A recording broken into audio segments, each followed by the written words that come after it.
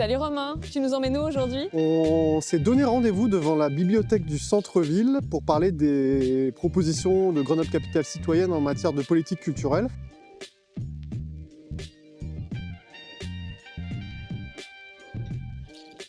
La culture, à travers le champ associatif, ça permet quand même vraiment de créer du lien social. Ça permet d'ouvrir des horizons aussi. Et pour les personnes les plus démunies, au-delà des galères, ça les aide à s'exprimer. Ça peut même leur permettre de connecter un peu la poésie du monde. Des personnes étrangères qui peuvent partager leur culture, elles se sentent reconnues, respectées. Et je crois que cette reconnaissance, elle favorise leur engagement citoyen et leur intégration. Le rôle des bibliothèques est fondamental dans une ville. C'est une porte d'accès gratuite à la connaissance et à la culture. C'est aussi des lieux de rencontre entre les bibliothécaires, les auteurs, qui font souvent le lien entre les écoles, les lycées, les collèges. La culture, c'est un moteur social, d'une part. C'est un moteur économique, puisqu'elle fait vivre la ville, elle attire et elle crée de l'emploi. Et c'est avant tout, effectivement, un moteur d'émancipation. Or, vraiment, les moyens là, pour les associations culturelles, depuis 2 décennies,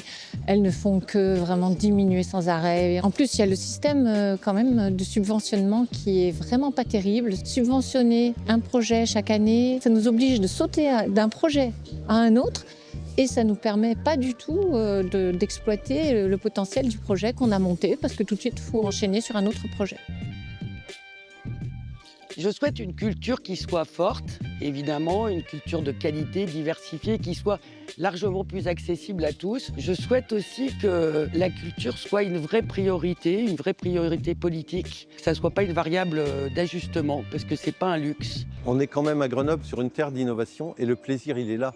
Dans la création, inventer, valoriser toutes les identités et que chacune et chacun trouve sa place dans la société. Nous avons 3 priorités. La stabilité. Pour ça, on fait 2 choses. D'abord, on sanctuarise les budgets autour de la culture. Et la deuxième chose, c'est qu'on veut généraliser les conventions triennales. On veut sortir du mode projet permanent. Le deuxième point, pour nous, c'est la proximité. Un des marqueurs forts de notre action, ça va être d'arrêter le projet de grandes bibliothèques voulues par la majorité actuelle, au détriment des bibliothèques de quartier. Ces bibliothèques en proximité des habitantes et des habitants, c'est des portes d'entrée pour l'ensemble de nos politiques culturelles. La troisième priorité pour nous, c'est la liberté. Il n'y a pas de création sans liberté. Donc pour nous, c'est absolument crucial que les artistes puissent évoluer avec une charte culturelle qui soit co-construite, qui ne leur soit pas imposée.